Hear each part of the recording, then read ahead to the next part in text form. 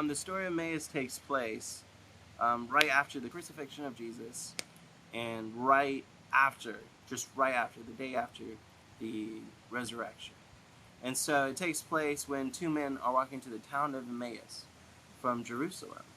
And these two men were distraught, broken, destroyed, because their faith, their hope in Jesus was crucified.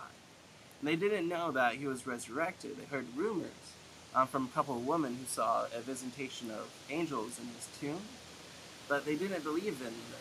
They had doubt in them. And so they began to travel to Emmaus when a stranger appeared to them on the road. And unbeknownst to them, the stranger was Jesus, but they didn't recognize him, probably due to the lack of faith that they had. But the stranger asked them, like, where are you going? What happened? And the two strangers, like, haven't you heard the Jesus of Nazareth was betrayed by the temple leaders and was sentenced to be crucified by the Romans. Now he was meant to be the Messiah, but he's dead now. And so we're all going to do our own thing. And Jesus was like, whoa, whoa, whoa, slow down there. Haven't you, listened to Jesus? Haven't you heard about the scriptures that he's talked about? The prophets, Moses, about what has led up to these things and why?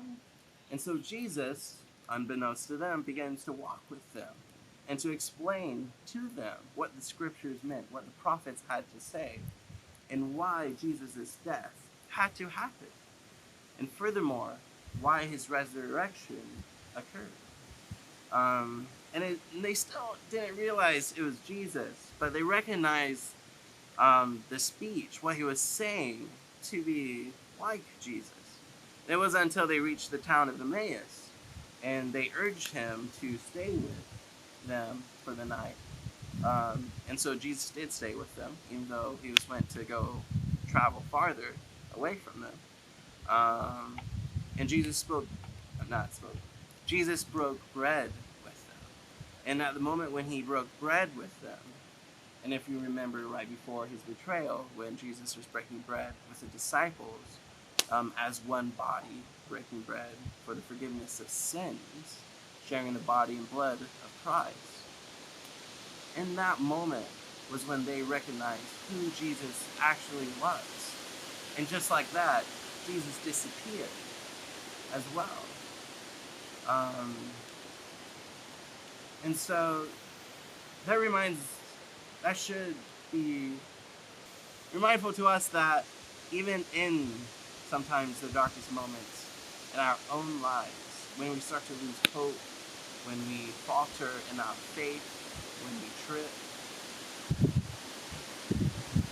that we have Jesus still, that the Holy Spirit is still active in our own lives, that we still should have hope, that we still have faith, that we still have the love of God and the love of Christ with us, that we still have the Holy Spirit in us. That no matter how big the troubles can get in the world today, Jesus have overcame the world itself through the crucifixion, through the resurrection, and the forgiveness of sins. It is only through Jesus that